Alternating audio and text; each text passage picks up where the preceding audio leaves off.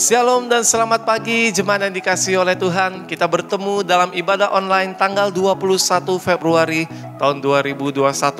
Dan tidak terasa satu minggu kita telah lewati Imlek bersama. Dan kita lewati dengan sukacita. Dan saya percaya kita semua dalam keadaan yang baik dan sehat. Dan terutama dalam kasih karunia Tuhan. Pada pagi hari ini seperti biasanya saya akan tampilkan petugas untuk minggu depan. Dan kiranya siapapun yang terpilih, mari kita sama-sama memuji Tuhan, kita sama-sama melayani Tuhan dengan segenap hati kita. Dan begitu juga untuk persembahan secara online, saudara dapat transfer ke nomor rekening yang tampil di layar. Dan jika saudara mau memberikan secara tunai, saudara dapat menemui langsung bendahara gereja kita. Saudara-saudari, saya akan bacakan satu ayat firman Tuhan bagi kita pada pagi hari ini, yang diambil dari 1 Yohanes pasal 4 ayat 19, yang berkata, kita mengasihi karena Allah lebih dahulu mengasihi kita. Oleh sebab itu mari kita tingkatkan kasih kita kepada sesama dan terutama kepada Tuhan kita. Mari pada pagi hari ini saya ajak kita dengan segenap hati dan segenap jiwa untuk memuji dan menyembah Tuhan bersama. Selamat menikmati ibadah online pada pagi hari ini. Tuhan Yesus memberkati kita semua dimanapun kita berada. Shalom. Shalom, selamat pagi semua jemaat yang dikasihi Tuhan. Kita kembali bersama-sama di dalam ibadah online pada pagi hari ini. Saya percaya kita semua dalam keadaan yang baik. Kita semua hidup di dalam perlindungan Tuhan. Mari kita memulai ibadah kita pada pagi hari ini. Saya undang semua jemaat untuk bangkit berdiri dan sama-sama kita membaca pengakuan iman rasuli. Aku percaya kepada Allah, Bapa yang Maha Kuasa, Khalik langit dan bumi, dan kepada Yesus Kristus, anaknya yang tunggal Tuhan kita, yang dikandung daripada Roh Kudus, lahir dari anak darah Maria, yang menderita sengsara di bawah pemerintahan Pontius Pilatus, disalibkan, mati dan dikuburkan. Pada hari yang ketiga, bangkit pula dari antara orang mati, naik ke surga, duduk di sebelah kanan Allah, Bapa yang Maha Kuasa, dan dari sana ia akan datang untuk menghakimi orang yang hidup dan yang mati. Aku percaya kepada Roh Kudus, gereja yang kudus dan am, persekutuan orang kudus, pengampunan dosa, kebangkitan orang mati, dan hidup yang kekal. Amin. Janganlah kamu mengumpulkan harta di bumi ngengat dan karat merusakkannya, dan pencuri membongkar serta mencurinya. Tetapi kumpulkanlah bagimu harta di surga, dan di surga ngengat dan karat tidak merusakkannya, dan pencuri tidak membongkar serta mencurinya. Karena di mana hartamu berada, di situ juga hatimu berada. Mata adalah pelita tubuh, jika matamu baik, teranglah seluruh tubuhmu. Jika matamu jahat, gelaplah seluruh tubuhmu. Jadi jika terang yang ada padamu gelap, betapa gelapnya kegelapan itu.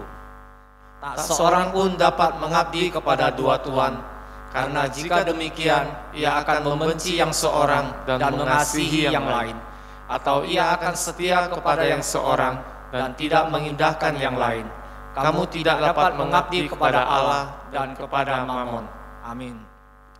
Kita bersyukur sampai saat ini kita semua masih diberkati Tuhan. Kita masih di dalam pemeliharaan Tuhan. Mari kita menaikkan pujian, kita menyembah Dia. Karena kita diberkati dan kita dilimpahi Tuhan dengan anugerah Tuhan yang sempurna.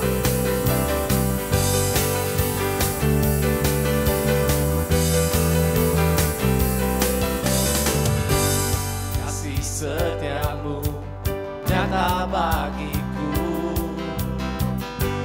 hikmat kebajikan tersedia bagiku.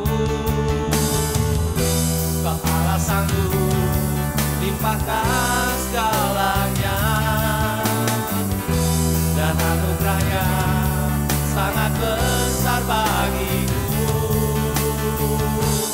Aku diberkati, aku dilimpahi, karena Allah sanggup untuk menyediakan. Aku diberkati, aku dilimpahi, kata sempurna anugerah Tuhan bagiku. Kita berkati, kita dilimpahi dengan anugerah yang sempurna dari Tuhan. Kita memuji Dia, kita bersyukur.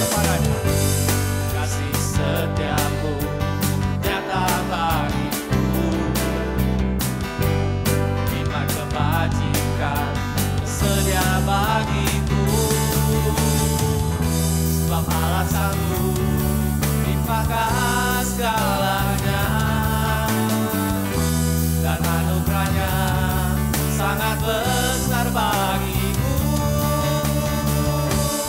Aku diberkati, aku dilimpahi, karena Allah sanggup untuk menyediakan.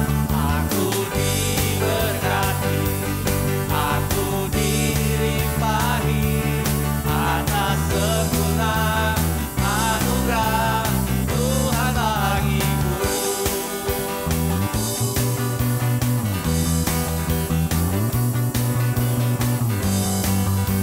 Anugerah Tuhan sempurna di dalam hidup kita.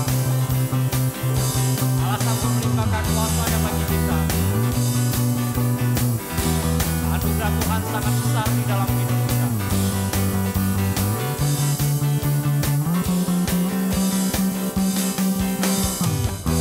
Sebab Allah sanggup limpahkan segalanya,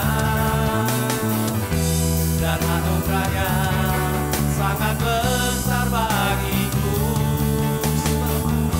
Sebab Allah sanggup limpahkan segalanya, dan anugerahnya sangat besar bagiku. Aku diberkati, aku dilimpahi, karena Allah sanggup untuk menyediakan. Aku diberkati, aku dilimpahi, karena Allah sanggup untuk menyediakan. Aku diberkati, aku dilimpahi, atas sempurna anugerah Tuhan bagiku. Atas sempurna anugerah Tuhan bagiku. Atas sempurna anugerah Tuhan bagiku.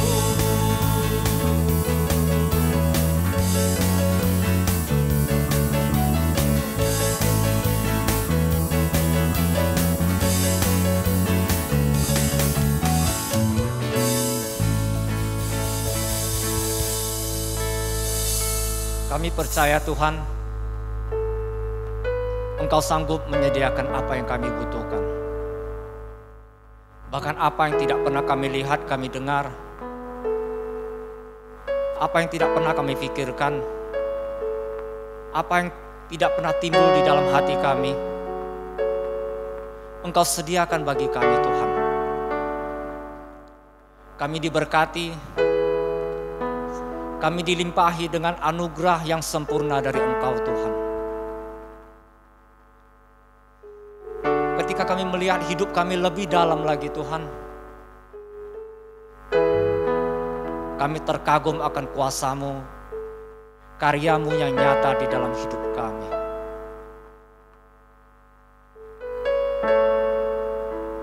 Terima kasih Tuhan, anugerah-Mu sempurna di dalam hidup kami. Kami mau terus menyembah-Mu Tuhan. Kami rindu mengenal-Mu lebih dalam lagi Tuhan.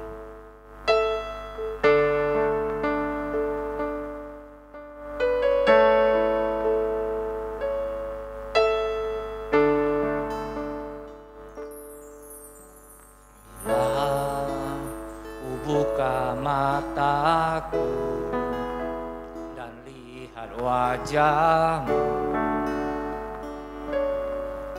ku terkagum bila ku lihat hidupku dan karya tangan-Mu, ku tersanjung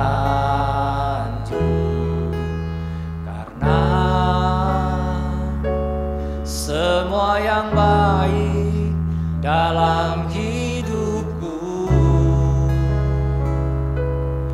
itulah karyamu.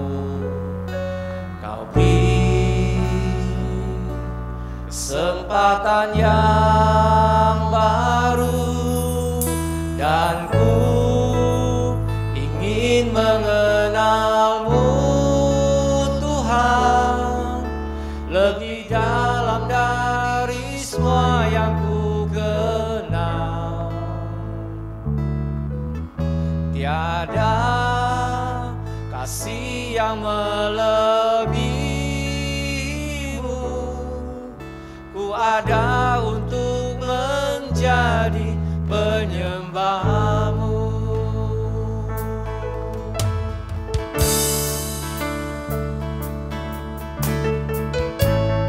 Kami rindu mengenalmu lebih dalam lagi Tuhan. Kami rindu untuk terus menjadi penyembahmu. Buka mataku dan lihat wajahmu, terkagum dan kulihat hidupku dan karya tangan tersanjung.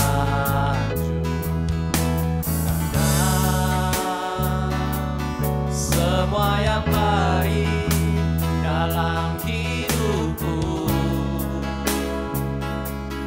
itulah karyamu. Kau beri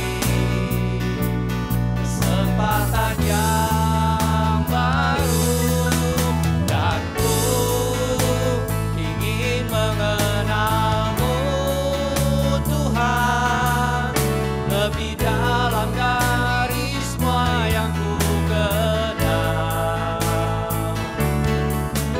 Tiada kasih yang melebihimu, ku ada untuk menjadi penyembahmu,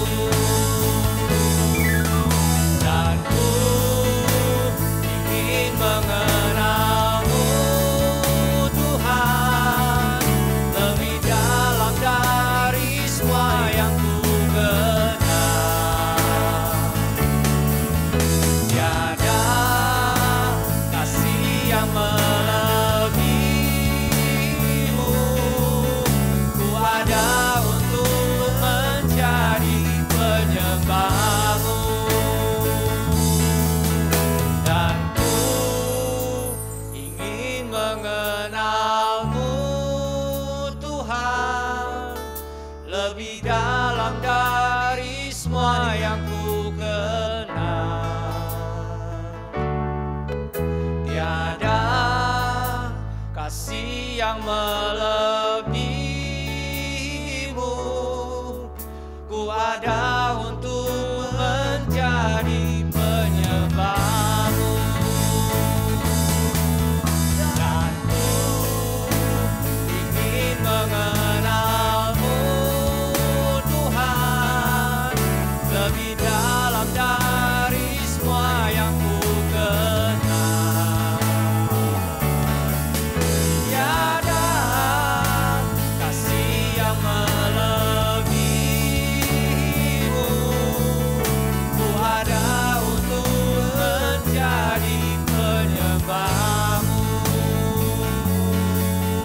ku ada untuk menjadi, ku ada untuk menjadi penyembahmu.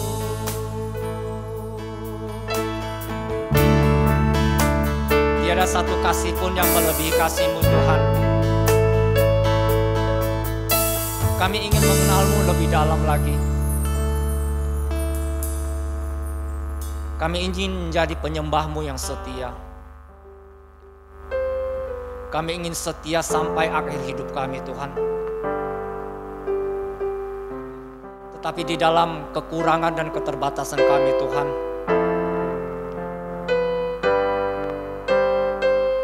kadang kami merasakan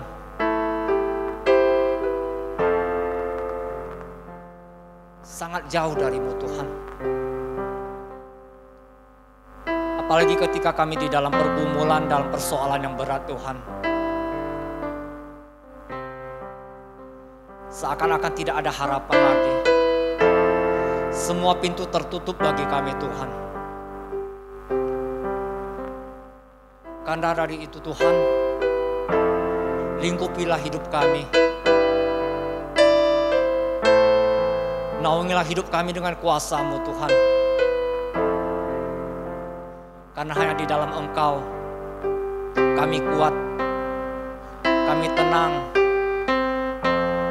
dan ada damai di dalam hidup kami.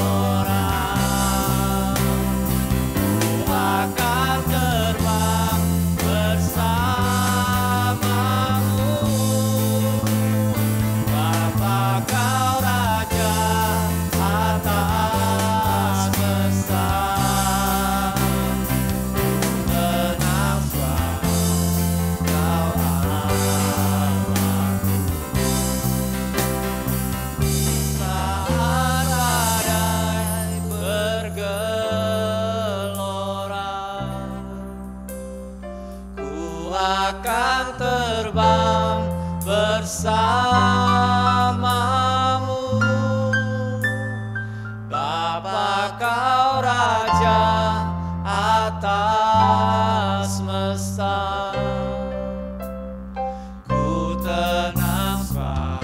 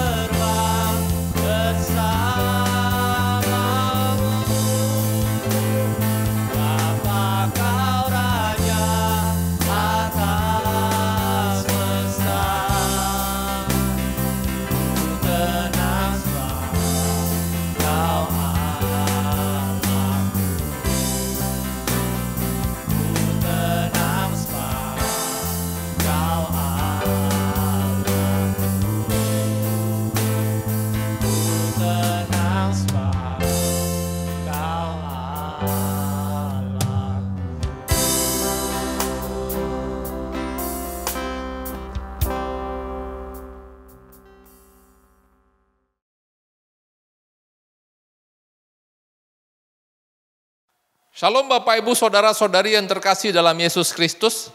Kita akan sama-sama merenungkan satu tema firman Tuhan, yaitu apa yang menjadi prioritas di dalam hidup Anda, Tuhan atau Mamon. Mari kita berdoa terlebih dahulu. Tuhan, kami datang ke hadirat-Mu pada saat ini.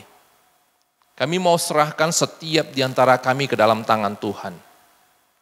Tuhan yang tolong supaya kami diberikan hikmat untuk mengerti firman-Mu. Tuhan juga pakai hamba-Mu bisa dengan bahasa yang sederhana menyampaikan firman ini. Sehingga firman yang kami dengarkan bisa mengisi kehidupan kerohanian kami.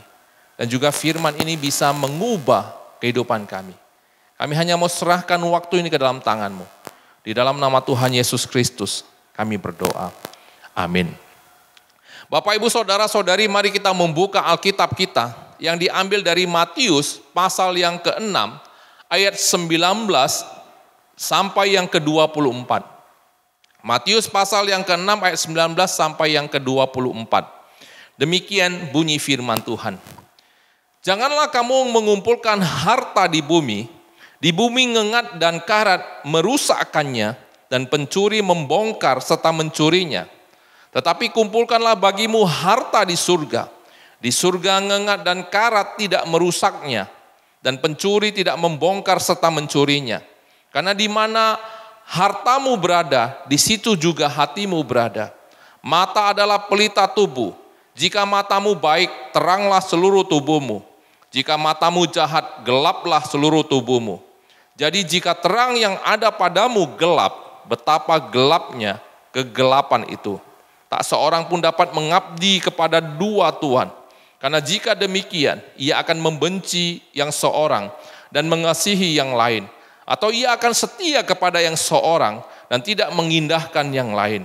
Kamu tidak dapat mengabdi kepada Allah dan kepada Mamon.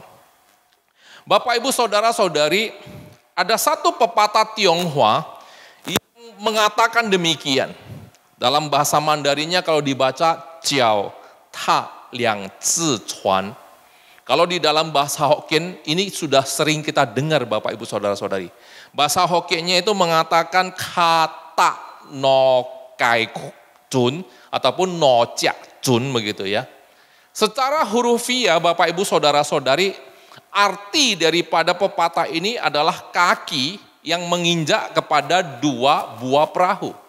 Tapi makna daripada pepatah ini mau mengatakan akan satu orang yang pada dasarnya itu tidak berpendirian. Dan untuk mendapatkan keuntungan pribadi, orang tersebut itu akan berpihak kepada dua belah pihak yang berlawanan dan membangun hubungan kepada dua belah pihak untuk mendapatkan keuntungan itu. Bapak, Ibu, Saudara-saudari, biasanya orang yang seperti ini pastilah orang yang tidak disukai di dalam perkumpulan satu organisasi. Ataupun pada dasarnya di dalam satu masyarakat. Kenapa? Karena dia tidak berpendirian dan dia hanya berfokus kepada keuntungan dirinya sendiri. Demikian juga firman Tuhan yang kita baca Bapak Ibu Saudara-saudari. Firman Tuhan ini mau mengingatkan kepada kita, di mana Tuhan mau mengingatkan selaku orang percaya, kita harus berpendirian dan berpihak kepada satu Tuhan saja pada saat kita hidup di dunia ini. Tuhan tidak mau kita pada dasarnya berpihak pada Mamon dan juga kepada Allah secara bersamaan. Karena orang percaya yang berpihak kepada dua Tuhan sekaligus, yaitu kepada Allah dan kepada Mamon, biasanya orang seperti ini akan membenci yang satu dan mengasihi yang lain, setia kepada yang satu dan pada dasarnya mengindahkan yang lain. Oleh sebab itu Bapak Ibu Saudara-saudari, firman Tuhan itu berpesan kepada kita dan mau mengatakan kepada kita bahwa orang percaya tidak boleh mengabdi kepada Mamon ataupun uang. Karena kita akan mengabaikan dan melupakan Allah dan mencintai Mamon. Tetapi firman Tuhan menegaskan, mengabdilah hanya kepada Allah saja. Bapak, Ibu, Saudara-saudari, dalam kehidupan kita setiap hari, segala tindakan, urusan yang kita lakukan itu tidak terlepas tidak terlepas hubungannya dengan yang namanya uang. Sehingga Bapak Ibu saudara-saudari bisa dikatakan bahwa segala urusan itu ada kaitannya dengan uang. Oleh sebab itu dalam hidup kita ini kita butuh uang. Tapi ada satu hal yang harus kita perhatikan Bapak Ibu saudara-saudari. Kalau kita itu pada dasarnya hidup kita butuh uang. Tapi uang itu bukanlah segala-galanya di dalam kehidupan ini.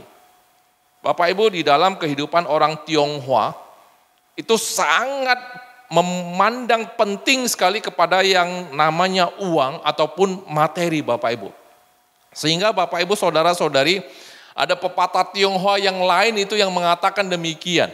Ya, mengatakan bahwa yu qian wan tou nen, me le qian wan tou pu nen. Ya, artinya itu ada uang segala sesuatu itu mungkin. Tanpa uang, maka segala sesuatu itu tidak mungkin. Sehingga Bapak Ibu saudara-saudari karena ada konsep seperti ini Bapak Ibu saudara-saudari, akhirnya orang Tionghoa itu mempunyai konsep yang lain tentang uang. Sehingga orang Tionghoa itu berpikir, qian nen jiao gui tui mo. Artinya apa? Artinya itu mengatakan bahwa dengan uang itu bisa menyuruh hantu untuk mendorong batu gilingan beras. Bapak Ibu saudara-saudari, batu gilingan beras itu dulunya ya, zaman dahulunya itu bagi orang Tionghoa adalah satu alat yang penting di rumah yang digunakan untuk menggiling beras menjadi tepung, untuk menjadi salah satu bahan pakan yang dibutuhkan oleh orang Tionghoa. Dan biasanya kalau orang yang lebih punya uang, dia akan memakai binatang ya untuk menarik ataupun menggiling beras ini. Tapi bagi orang yang miskin Bapak Ibu saudara-saudari, maka dia harus mendorongnya sendiri. Sehingga Bapak Ibu saudara-saudari, orang Tionghoa itu berpikir kalau punya uang, maka hantu pun bisa diperintahkan untuk mendorong batu gilingan ini. Sehingga Bapak Ibu saudara-saudari, orang Tionghoa itu sangat giat mencari uang.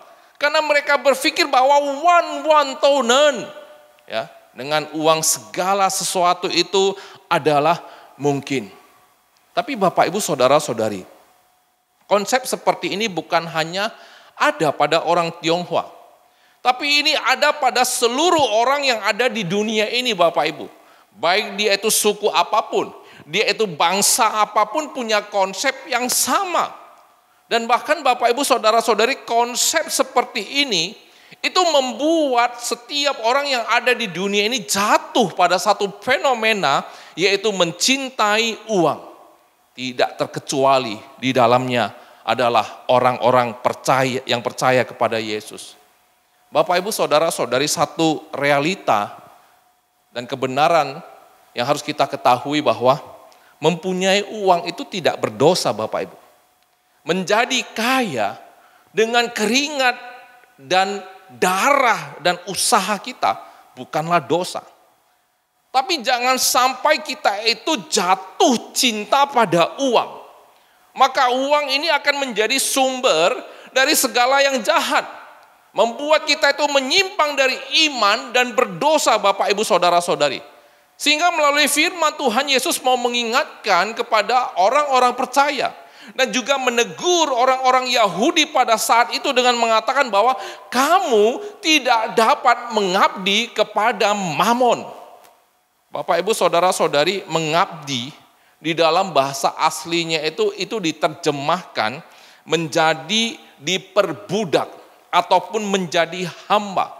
Sedangkan Mamon itu Bapak Ibu saudara-saudari diartikan uang, harta, kekayaan. Tetapi di dalam satu kamus Browning itu mengatakan Mamon itu mempunyai makna yaitu mencari keuntungan secara tidak benar ataupun keserakahan yang menguasai hidup manusia.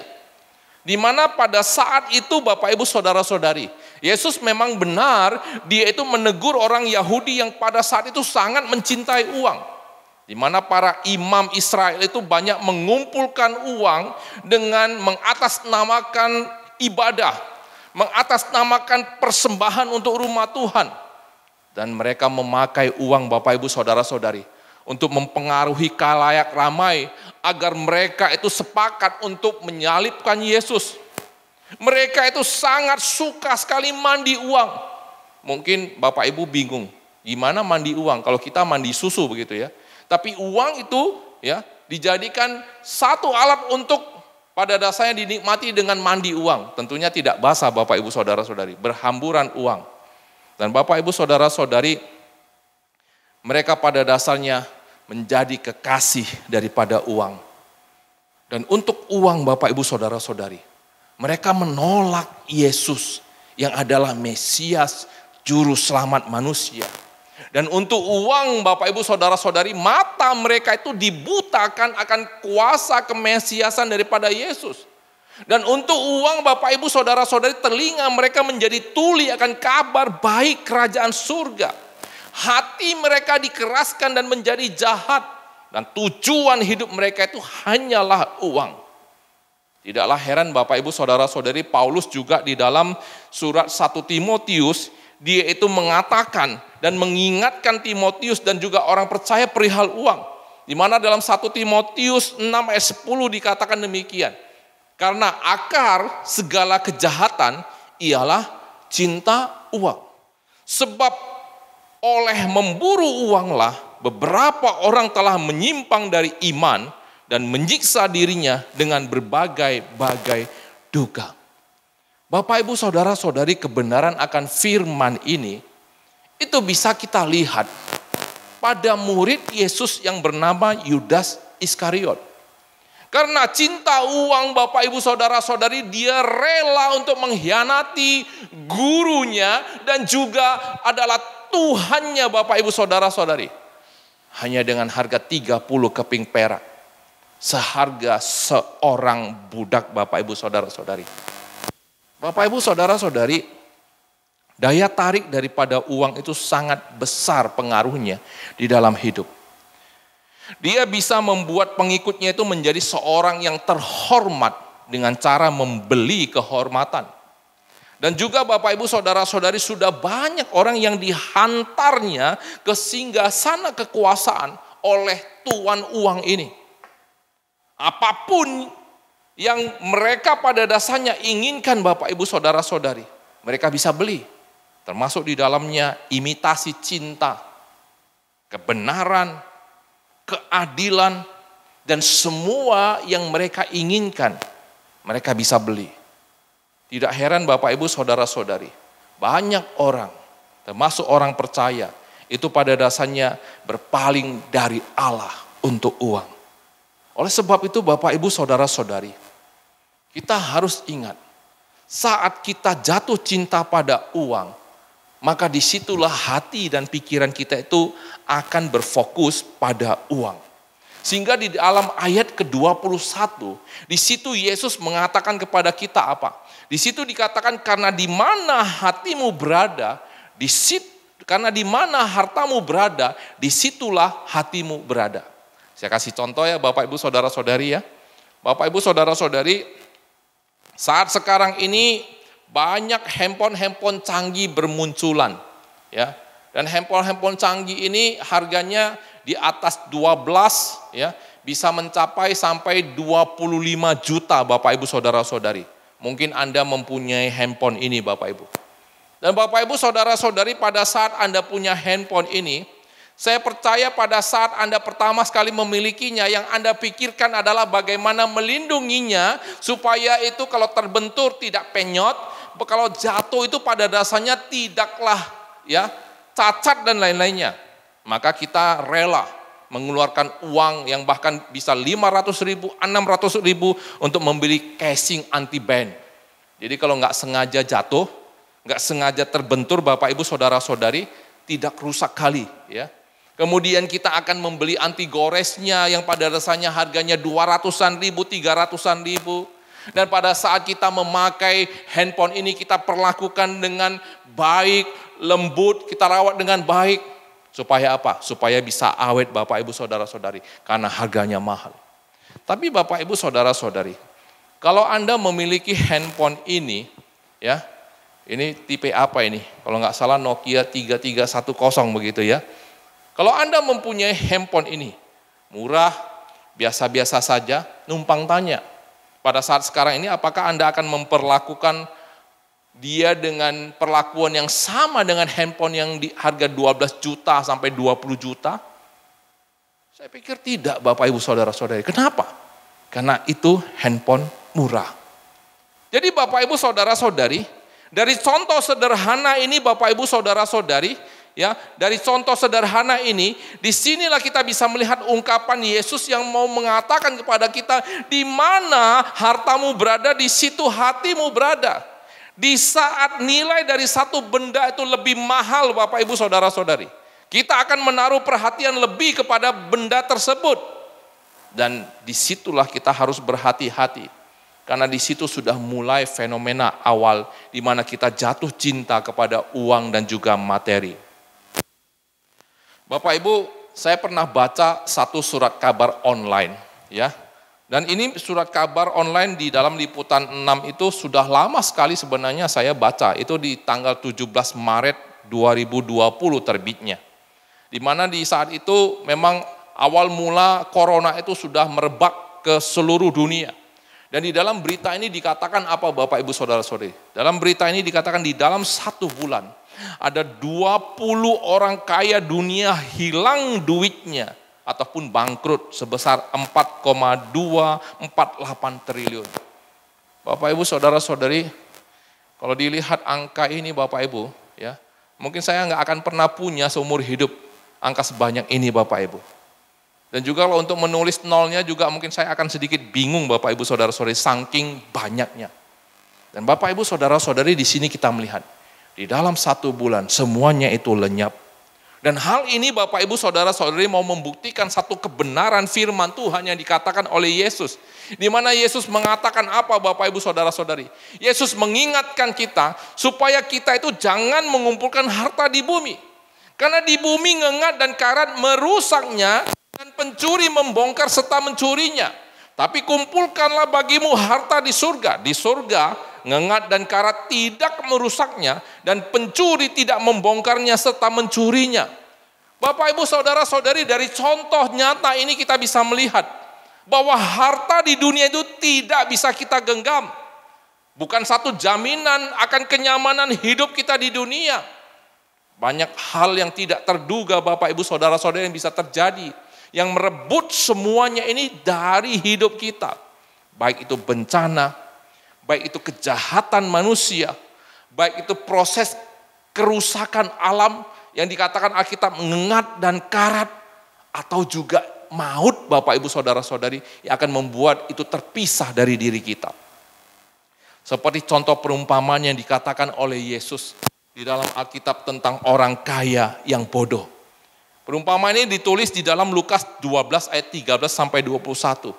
Di mana Bapak Ibu Saudara-saudari Yesus mengatakan ada seorang kaya yang sangat berlimpah Bapak Ibu. Saking banyaknya hartanya Bapak Ibu Saudara-saudari, maka dia berkata kepada hatinya untuk membuat satu lumbung yang besar untuk menyimpan semua harta dan hasil panen dan barangnya. Nah, selesai dia membangun lumbung yang besar ini Bapak Ibu, dia berkata kepada dirinya dan kepada jiwanya, ada padamu banyak barang, tertimbun untuk bertahun-tahun lamanya. Kemudian dia mengatakan kepada jiwanya, beristirahatlah, makanlah, minumlah dan bersenang-senanglah. Tapi ayat firman Tuhan mengatakan apa? Tetapi pada malam itu juga jiwanya diambil daripadanya. Dan untuk siapakah semua hartanya itu? Bapak Ibu Saudara-saudari, demikian juga halnya Yesus mengingatkan kepada setiap di antara kita pada saat kita berfokus kepada harta di dunia. Di mana Bapak Ibu Saudara-saudari kita harus berhati-hati karena harta ini tidak akan kita bawa. Tapi Yesus meminta kita supaya kita itu pada dasarnya kaya di hadapan surga. Di mana kita itu pada dasarnya kaya di hadapan Allah Bapak Ibu Saudara-saudari.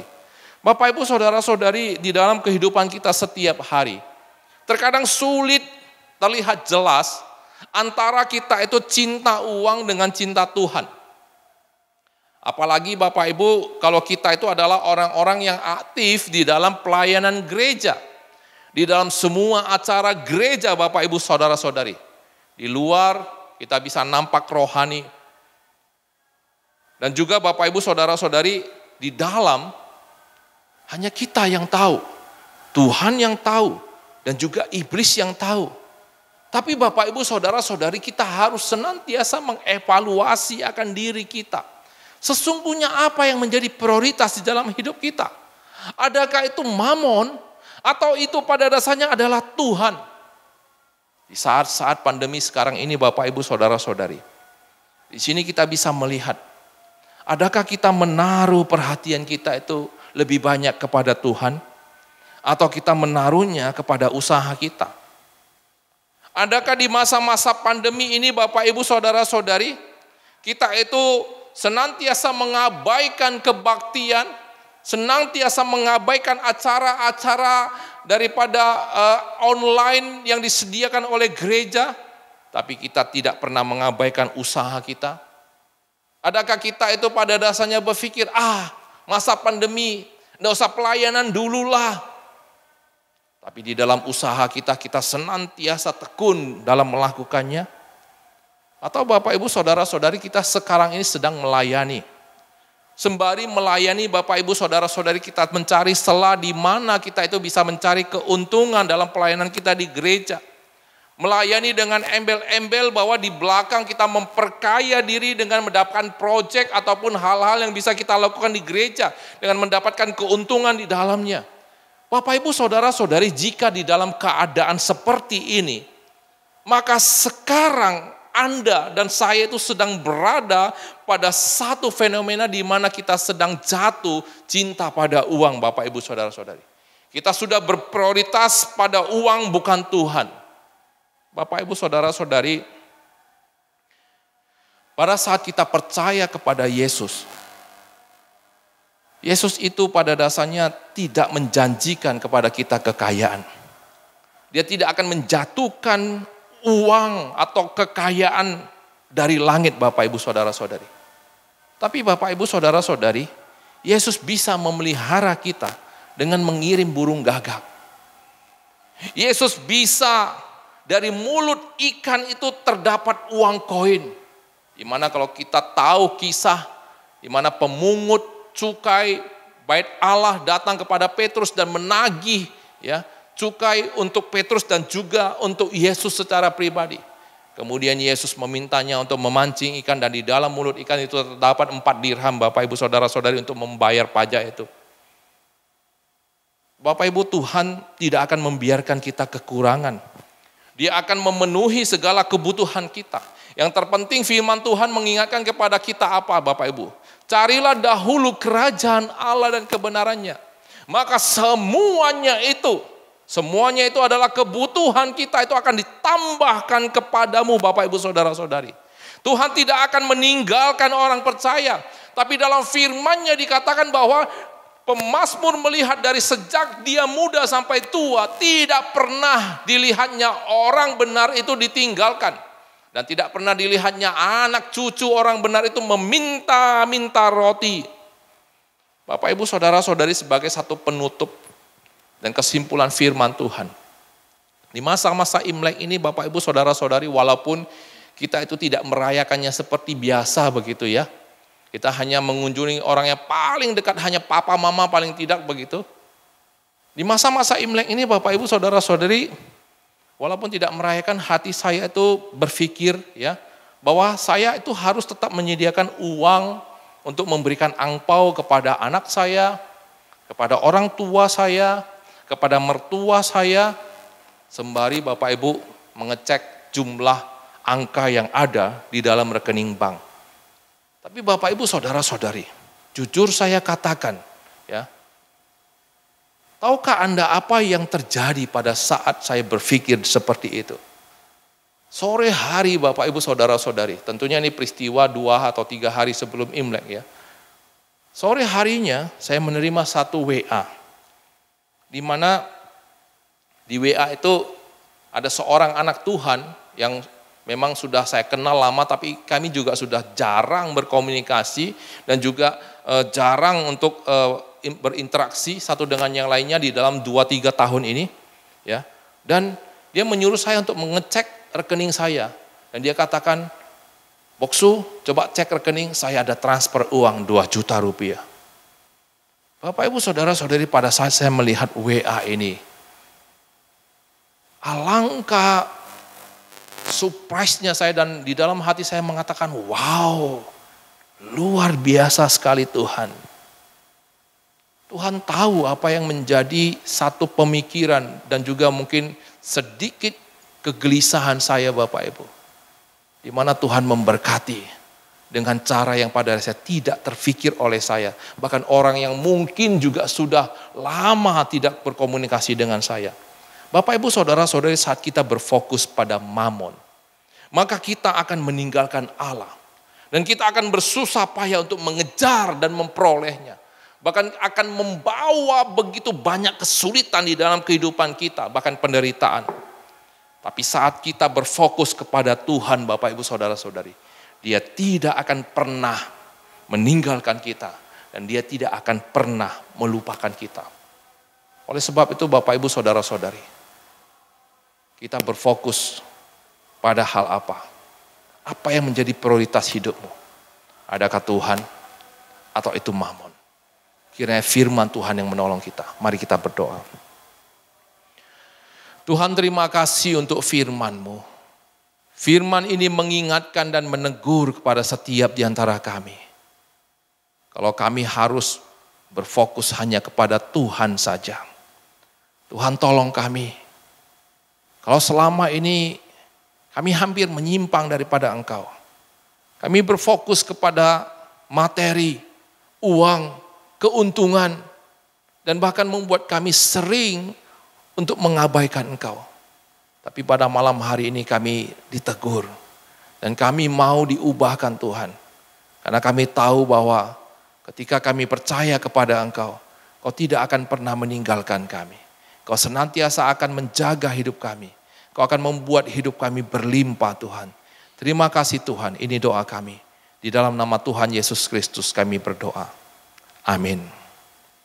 Bapak Ibu Saudara-saudari, kita akan menutup ibadah kita pada pagi hari ini. Mari kita sama-sama bangkit berdiri, kita akan sama-sama mengucapkan doa Bapa kami.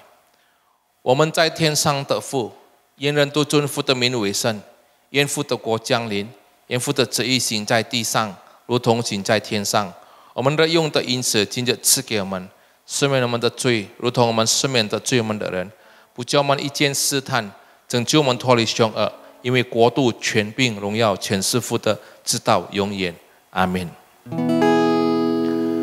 普天之下，万国万民，齐声赞美父子圣灵，三位一体。同用同尊，万有之源，万福之本。Amin.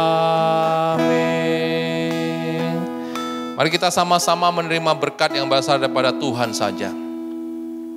但愿我主耶稣基督的恩惠，天父上帝的慈爱，与圣灵的感动。常与我们同在，从今时直到永永远远。Kiranya kasih karunia daripada Tuhan kita Yesus Kristus, pengasihan dari Allah Bapa, persekutuan dengan Roh Kudus yang senantiasa menyertai kita sekalian, mulai saat ini, besok sampai selama-lamanya. Amin.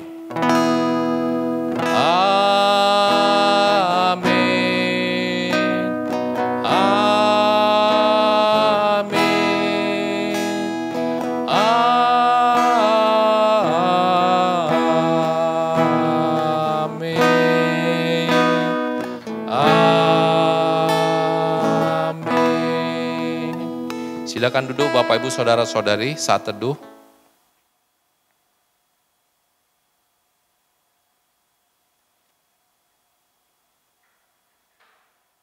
Baik, salam, selamat pagi, selamat hari Minggu kepada setiap jemaat yang terkasih. Kiranya Tuhan yang memberkati kita dalam segala aktivitas kita dan melindungi kita. Sampai jumpa lagi, Tuhan memberkati. Salam.